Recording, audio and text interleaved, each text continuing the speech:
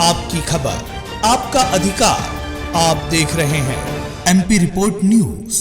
नमस्कार, आप देख रहे हैं एमपी रिपोर्ट न्यूज और मैं हूं आपके साथ राशि सैनी। आइए रुक करते हैं खबरों की ओर। प्रधानमंत्री नरेंद्र मोदी आज मथुरा के दौरे पर रहेंगे। पीएम मथुरा में संत मीराबाई की 525वीं जयंती मनाने के लिए आयोजित कार्यक्रम संत मीराबाई जन्मोत्सव में हिस्सा लेंगे। इस अवसर पर प्रधानमंत्री संत मीराबाई के सम्मान में एक स्मारक टिकट और सिक्का भी जारी करेंगे। इसके अलावा वो इस अवसर पर आयोजित सांस्कृतिक कार्यक्रम में भी शामिल होंगे। यह कार्यक्रम संत मीराबाई की स्मृति में पूरे साल चलने वाले कार्यक्रमों की शुरुआत का प्रतीक भी होगा। ब्रज में मीराबाई का 525वां जन्मोत्सव मनाया जा रहा है। 14 नवंबर से आयोजित ब्रज महोत्सव में 3 दिन 23 से 25 नवंबर तक महान संत मीराबाई को समर्पित है। आज सांसद मथुरा हेमा मालिनी द्वारा मीराबाई नृत्य नाटिका का मंचन होगा, तो 24 नवंबर को सुमित्रा गुहा और 25 नवंबर को कविता कृष्णमूर्ति समेत अनेक राष्ट्रीय स्तर के कलाकार अपनी प्रस्तुति देंगे।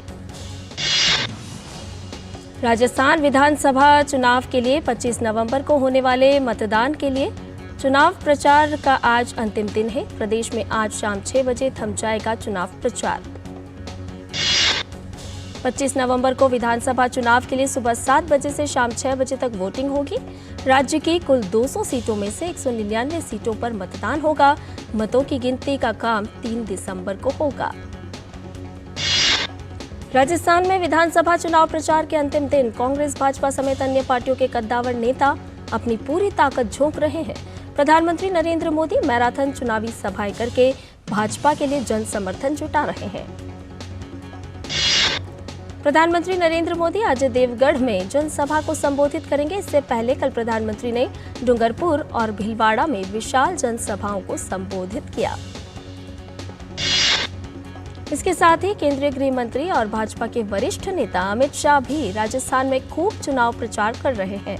अमित शाह आज 2 जगहों पर रोड शो करेंगे। केंद्रीय गृह मंत्री अमित शाह का पहला रोड शो चित्तौड़गढ़ और दूसरा नाथद्वारा में होगा। इसके साथ ही श्रीनाथ जी मंदिर में वे दर्शन और पूजन भी करेंगे। इससे पहले अमित शाह सुबह 11 बजे एक प्रेस कॉन्फ्रेंस को भी संबोधित करेंगे। पार्टी के वरिष्ठ नेता और उत्तर प्रदेश के मुख्यमंत्री योगी आदित्यनाथ का जयपुर के झोटवाड़ा में रोड शो और मालाखेड़ा में जनसभा करने का कार्यक्रम है। बीजेपी से वसुंधरा राजे, गजेंद्र सिंह शेखावत, ओम माथुर, मनोज तिवारी, संजीव पालियान, एकनाथ शिंदे और डॉक्टर किरोड़ी लाल मीणा, राजेंद्र राठौर समेत कई अन्य वरिष्ठ नेता आज पार्टी प्रत्याशियों के पक्ष में जनसभाएं और रोड शो करेंगे।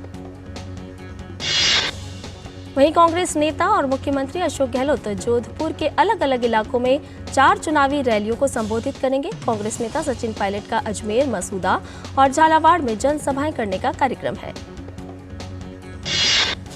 वहीं बसपा, राष्ट्रीय लोकतांत्रिक party, Azad Samaj party, CPIM सहित अन्य दलों के शीर्ष नेता भी चुनाव प्रचार के लिए विभिन्न स्थानों पर जाएंगे। तेलंगाना विधानसभा चुनाव के लिए भी सभी दलों ने प्रचार में पूरा दम लगा दिया है। भाजपा, कांग्रेस और बीआरएस समेत तमाम दलों के बड़े नेता मतदाताओं को रिझाने के लिए एड़ी चोटी का जोर लगा रहे हैं। तेलंगाना विधानसभा चुनाव के लिए मतदान 30 नवंबर को कराया जाएगा, इसलिए अब प्रचार के लिए लगभग 1 सप्ताह का समय बाकी है। भारतीय जनता पार्टी के राष्ट्रीय अध्यक्ष जेपी नड्डा आज निजामाबाद और सांगारेड्डी में जनसभा करेंगे। वहीं कांग्रेस और बीआरएस के नेता भी कई चुनावी रैलियां करेंगे। प्रधानमंत्री नरेंद्र मोदी ने G20 वर्चुअल शिखर सम्मेलन को संबोधित करते हुए पश्चिम एशिया का स्थिति से संबंधित G20 में बनी सहमतियों के बारे में जानकारी दी। प्रधानमंत्री ने इससे संबंधित 7 बिंदु बताए जिन पर G20 में सहमति बनी है। प्रधानमंत्री नरेंद्र मोदी ने G20 ट्रोइका के 3 देशों की साझा प्रतिबद्धताओं के बारे में भी बताया। उन्होंने बताया कि इनमें खाद्य और स्वास्थ्य सुरक्षा के अलावा सतत विकास और जलवायु परिवर्तन जैसे विषय शामिल हैं। प्रधानमंत्री ने ग्लोबल साउथ के देशों के साथ सहयोग और वित्तीय सहायता ज्यादा से ज्यादा उपलब्ध कराए जाने की बात कही। प्रधानमंत्री ने ग्लोबल इकोनॉमी और गवर्नेंस को असरदार बनाने पर जोर दिया। प्रधानमंत्री के संबोधन के बाद विदेश मंत्री डॉक्टर एस जयशंकर ने प्रेस वार्ता को संबोधित करते हुए वर्चुअल G20 सम्मेलन को महत्वपूर्ण बताया। इसके साथ ही उन्होंने कहा कि पश्चिमी एशिया में जारी संघर्ष के बाद यह वैश्विक नेताओं की पहली बैठक है। वहीं वित्त मंत्री निर्मला सीतारमण ने जानकारी दी कि इस बैठक में क्लाइमेट फाइनेंस के मुद्दे को सभी देशों द्वारा उठाया गया। उन्होंने कहा कि सभी सदस्य देशों ने इस मुद्दे पर आगामी COP28 की बैठक में भी चर्चा करने पर सहमति जताई। G20 में भारत के शेरपा अमिताभ कांत ने उम्मीद जाहिर करते हुए कहा कि नई दिल्ली घोषणा पत्र पर बनी सहमति पर ब्राजील काम करेगा।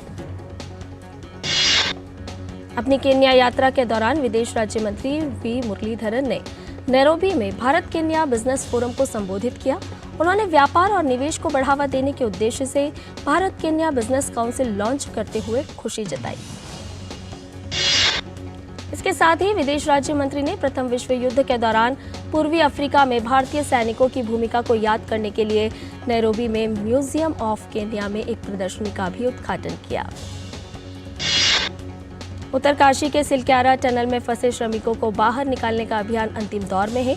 संभावना जताई जा रही है कि आज श्रमिकों को सकुशल बाहर निकाला जा सकता है।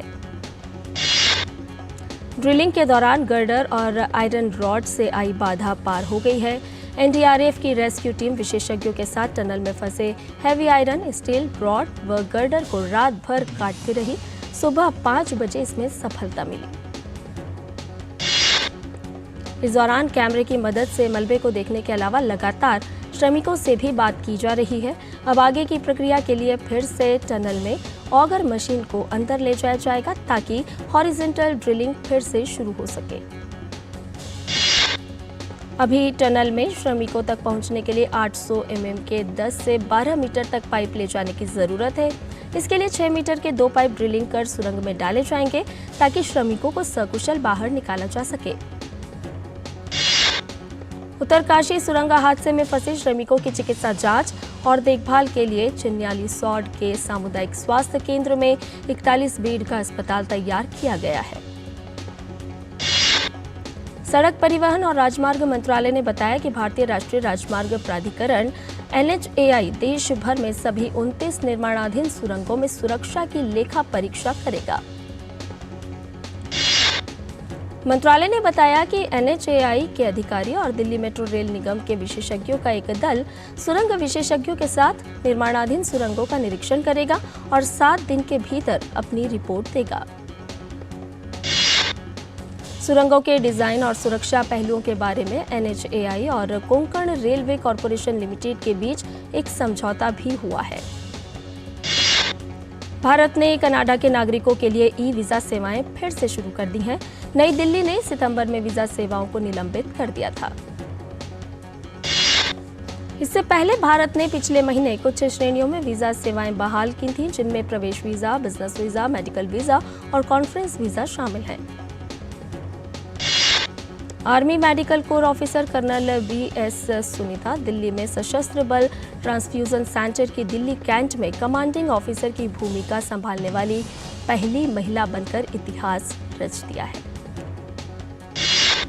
राष्ट्रीय राजधानी दिल्ली की हवा अभी भी जहरीली है। प्रदूषण नियंत्रण बोर्ड के अनुसार आज भी दिल्ली में वायु गुणवत्ता सूचकांक गंभीर श्रेणी में बना हुआ है। तमिलनाडु में बीती रात थूथुकुडी शहर के कुछ हिस्सों में तेज बारिश हुई। वहीं कोयम्बटूर में भारी बारिश हुई, जिसके बाद कई इलाकों में जलभराव देखने को मिला। मौसम विज्ञान विभाग ने अगले 2 दिनों में तमिलनाडु के कई जिलों में भारी बारिश की भविष्यवाणी की है। कन्याकुमारी में अलग अलग स्थानों पर भारी से बहुत भारी बारिश होने की संभावना है। ग्रामीण विकास मंत्रालय 24 नवंबर को नई दिल्ली में पूर्वोत्तर राज्यों में भूमि प्रशासन की प्रगति की समीक्षा के लिए एक सम्मेलन आयोजित करेगा। सम्मेलन की अध्यक्षता भूमि संसाधन विभाग के सचिव अजय तिर्की करेंगे। मंत्रालय ने एक बयान में कहा कि सम्मेलन डिजिटल इंडिया लैंड रिकॉर्ड्स आधुनिकीकरण कार्यक्रम DILRMP उत्तर पूर्वी राज्यों और स्वायत्त हिल्स जिला परिषदों की अन्य पहलों की समीक्षा पर केंद्रित होगा। भारतीय नौसेना जहाज सुमेधा बीते मंगलवार को मोजाम्बिक के मापुटो पहुंचा। आज से 3 दिनों तक व्यावसायिक परस्पर बातचीत, क्रॉस डेक दौरे, योजना निर्माण सम्मेलन का आयोजन किया जाएगा। इस पोर्ट कॉल का लक्ष्य लंबे समय से चले आ रहे राजनयिक संबंधों को सुदृढ़ बनाना, समुद्री सहयोग को मजबूत करना और दोनों नौसेनाओं के बीच अंतर पारस्परिकता को बढ़ावा देना है। उत्तर प्रदेश के इटावा में सब्जी मंडी में भीषण आग लग गई। सूचना मिलने के बाद दमकल की गाड़ियां मौके पर पहुंची और आग पर काबू पाया। आग लगने के कारणों की जांच जारी है। देश की सबसे बड़ी एयरलाइन इंडिगो की मूल कंपनी इंटर ग्लोब एविएशन ने कहा कि वह 1,666 करोड़ रुपए से अधिक की कर मांग को चुनौती देगी। सेना के एक वरिष्ठ अधिकारी ने जानकारी देते हुए कहा कि भारतीय सेना ने देश में विमानन रखरखाव एवं मरम्मत MRO के लिए 2 केंद्रों की स्थापना की है, जहां पर उसकी 50 से 60 गतिविधियों को अंजाम देने की योजना है। सेना की सैन्य विमानन इकाई के महानिदेशक लेफ्टिनेंट जनरल अजय कुमार सूरी ने आयोजित एरो MRO सम्मेलन में कहा कि पिछले 10 वर्षों में MRO गतिविधियों से जुड़े पक्षों की संख्या बढ़ने से हालात बदले हैं। सेंट्रल डिपॉजिटरी सर्विसेज ने कहा कि उसके मंच पर डीमैट खातों की संख्या 10 करोड़ से अधिक हो गई है। सेंट्रल डिपॉजिटरी सर्विसेज लिमिटेड ने 1999 में परिचालन शुरू किया और इलेक्ट्रॉनिक रूप में प्रतिभूतियों को रखने, लेन देन करने तथा शेयर बाजारों पर सौदों के निपटान की सुविधा दी। वाणिज्य एवं उद्योग मंत्री पीयूष गोयल ने कहा कि यूरोपीय संघ और 4 देशों के समूह EFTA के साथ प्रस्तावित मुक्त व्यापार समझौतों को अंतिम रूप दे पाना मुमकिन है, लेकिन इन समूहों को भारत की चिंताओं का भी ध्यान रखना चाहिए।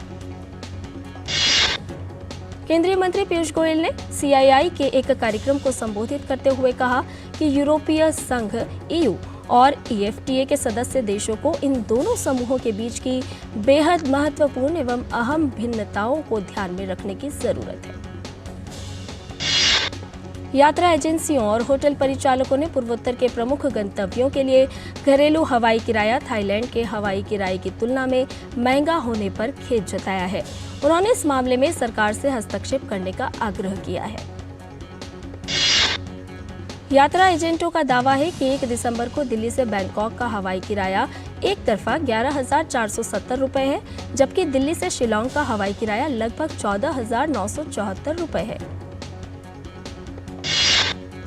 डिजिटल मीडिया पर प्रसारित विज्ञापनों को लेकर शिकायतें बढ़ी हैं। चालू वित्त वर्ष में अप्रैल-सितंबर के दौरान डिजिटल मीडिया पर आपत्तिजनक विज्ञापनों की हिस्सेदारी सर्वाधिक रही। भारतीय विज्ञापन मानक परिषद ने कहा कि उसने चालू वित्त वर्ष की पहली 6 मई के दौरान 3,501 विज्ञापनों की जांच की है और शिकायतों की संख्या 4,491 रही। प्रमुख शेयर बाजार BSE और NSE ने कुछ सूचीबद्धता नियमों का अनुपालन नहीं करने को लेकर अडानी ग्रीन एनर्जी पर कुल 11.22 लाख रुपए का जुर्माना लगाया है। SBI के चेयरमैन दिनेश कुमार खारा ने कहा कि RBI द्वारा नियमों को कड़ा किए जाने से बैंक के असुरक्षित माने जाने वाले कर्ज देने के मामलों में कमी आएगी। दिनेश कुमार खारा ने कहा कि उच्च जोखिम भार के कारण दिसंबर तिमाही में शुद्ध ब्याज मार्जिन पर 0.02% से 0.03% का प्रभाव पड़ेगा, लेकिन सही तस्वीर अगली तिमाही में उभरेगी। केंद्रीय मंत्री एल मुरुगन ने कहा कि केंद्र सरकार पारंपरिक मछुआरों को गहरे समुद्र में मछली पकड़ने वालों के रूप में बदलने को लेकर पूर्ण समर्थन उपलब्ध कराएगी। केंद्रीय मत्स्य पालन, पशुपालन और डेयरी राज्य मंत्री ने कहा कि यह समर्थन केंद्र की योजनाओं अर्थात नीली क्रांति और प्रधानमंत्री मत्स्य संपदा योजना के माध्यम से बढ़ाया जाएगा। अर्थव्यवस्था की तीव्र वृद्धि के कारण देश में बिजली की मांग अभूतपूर्व दर से बढ़ी है। इस पर बल देते हुए केंद्रीय विद्युत और नवीन एवं नवीकरणीय ऊर्जा मंत्री RK सिंह ने कहा कि ऊर्जा आवश्यकताओं को पूरा करने के लिए कोयला आधारित थर्मल क्षमता में वृद्धि करनी होगी। मंत्री आर.के. सिंह ने आगे कहा कि देश में 27 गीगावाट कोयला आधारित थर्मल क्षमता निर्माणाधीन है। अब करीब 55 से 60 गीगावाट थर्मल क्षमता पर काम शुरू किया जाएगा। जैसे जैसे मांग बढ़ती रहेगी, हम इस क्षमता को बढ़ाते रहेंगे। अमेरिका और कनाडा को जोड़ने वाले एक ब्रिज पर कार में विस्फोट होने से 2 लोगों की मौत हो गई। यह विस्फोट रेनबो ब्रिज के अमेरिकी हिस्से में हुआ, जो नियाग्रा नदी पर बना है। विस्फोट के बाद रेनबो ब्रिज को बंद करना पड़ा और इस घटना के बाद एहतियात के तौर पर पश्चिमी न्यूयॉर्क और ओंटारियो के बीच 3 अन्य ब्रिज को तुरंत बंद कर दिया गया।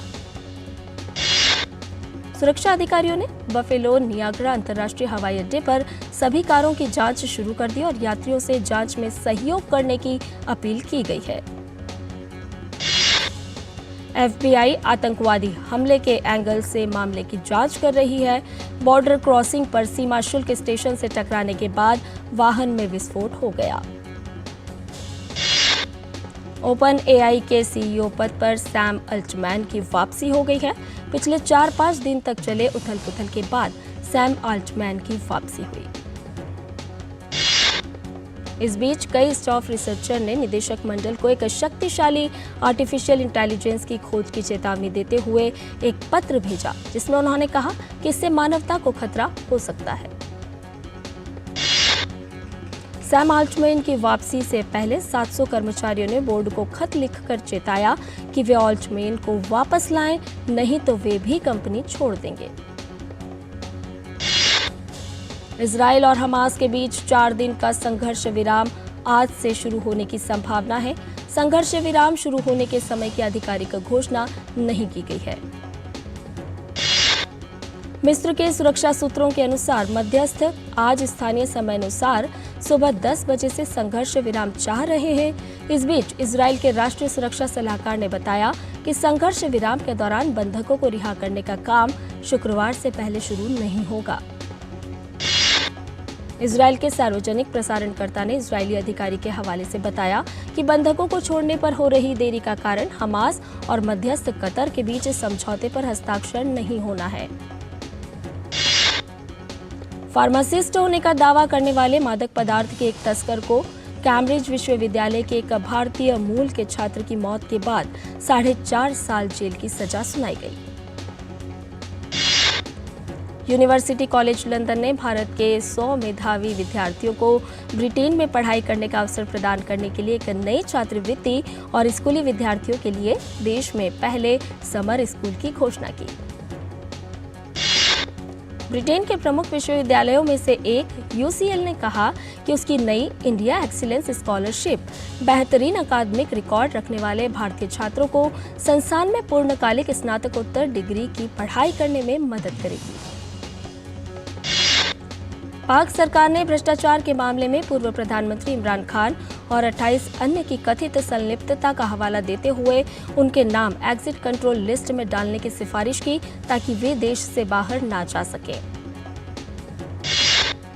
पाकिस्तान के इस्लामाबाद उच्च न्यायालय ने बलूचिस्तान प्रांत से 55 छात्रों के लापता होने से संबंधित मामले में कार्यवाहक प्रधानमंत्री अनवार उल हक काकड़ को 29 नवंबर को व्यक्तिगत रूप से पेश होने का निर्देश दिया। चीन त्रिपक्षीय सहयोग के गहन विकास को बढ़ावा देने के लिए दक्षिण कोरिया और जापान के साथ काम करने को उत्सुक है। चीनी विदेश मंत्रालय के प्रवक्ता माओ निंग ने कहा कि त्रिपक्षीय सहयोग तीनों पक्षों के हित में है। केंद्रीय खेल मंत्री अनुराग सिंह ठाकुर ने खेलो इंडिया पैरा गेम्स के पहले संस्करण की घोषणा की है। खेलो इंडिया पैरा गेम्स का पहला संस्करण राजधानी दिल्ली में अगले महीने 10 से 17 दिसंबर तक आयोजित किया जाएगा। खेलो इंडिया पैरा गेम्स के पहले संस्करण में 32 राज्यों और केंद्र शासित प्रदेशों के 1350 से अधिक प्रतिभागी 7 विभिन्न खेलों में अपनी चुनौती पेश करेंगे।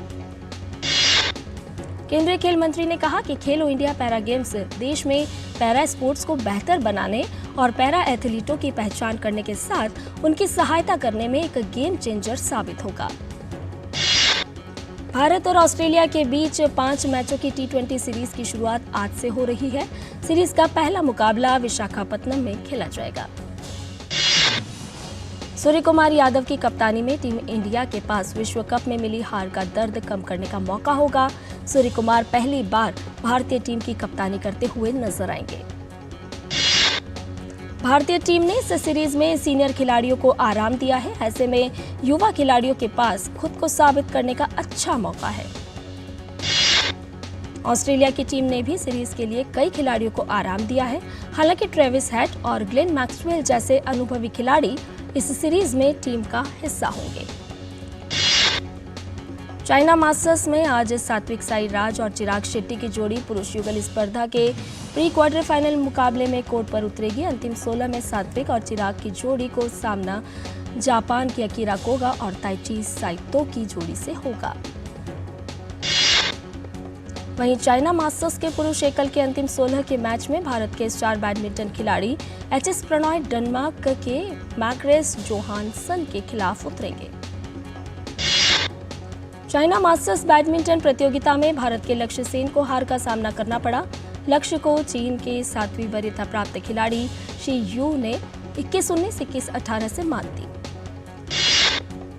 ISSF विश्व कप फाइनल में बुधवार का दिन भारतीय निशानेबाजों के लिए निराशा भरा रहा। भारतीय निशानेबाज एक भी पदक नहीं जीत सके। राइफल वर्ग में हृदय हजारिका और इलावेनिल वालारिवान अपने अपने वर्ग में 7वें स्थान पर रहे। थाईलैंड में चल रही पैरा एशियन आर्चरी चैंपियनशिप में भारतीय तीरंदाजों ने प्रतियोगिता में 9 पदक हासिल किए, जिसमें 4 स्वर्ण पदक, 4 रजत पदक और 1 कांस्य पदक रहा। पेरिस में आयोजित हो रहे 2024 ओलंपिक के लिए लगभग 4 लाख टिकट इस महीने के अंत में बिक्री के लिए उपलब्ध होंगे। पेरिस ओलंपिक के आयोजकों की माने तो ग्रीष्मकालीन खेलों की 7.2 मिलियन टिकटों की बिक्री हो चुकी है। नए जारी किए गए टिकटों में से 1/3 टिकट 50 यूरो से कम के होंगे। बॉलीवुड अभिनेता शाहरुख खान की फिल्म डंकी का पहला गाना लुटपुट गया रिलीज कर दिया गया है। शाहरुख खान की फिल्म जवान OTT प्लेटफॉर्म पर सबसे ज्यादा देखी जाने वाली भारतीय फिल्म बन गई है। बॉलीवुड अभिनेता विक्की कौशल की आने वाली फिल्म सैम बहादुर का नया गाना बंदा रिलीज कर दिया गया है। साउथ एक्टर सूर्या जल्द फिल्म कांगुआ में नजर आएंगे। फिल्म 3D और IMAX फॉर्मेट के साथ 38 भाषाओं में रिलीज होगी। टाइगर 3 ने दुनिया भर में 10 दिनों में 400.50 करोड़ रुपए की कमाई कर ली है। वहीं भारत में इसका टोटल कलेक्शन 244.80 करोड़ रुपए हो गया है। किरण राव निर्देशित लापता लेडीज 1 मार्च 2024 को रिलीज होगी। 2011 में धोबी घाट के साथ किरण राव ने बॉलीवुड में निर्देशन की शुरुआत की थी। साउथ सुपरस्टार रामचरण की फिल्म गेम चेंजर की शूटिंग 23 नवंबर को मैसूर में शुरू होगी। फिल्म में कियारा आडवाणी मुख्य भूमिका निभा रही हैं।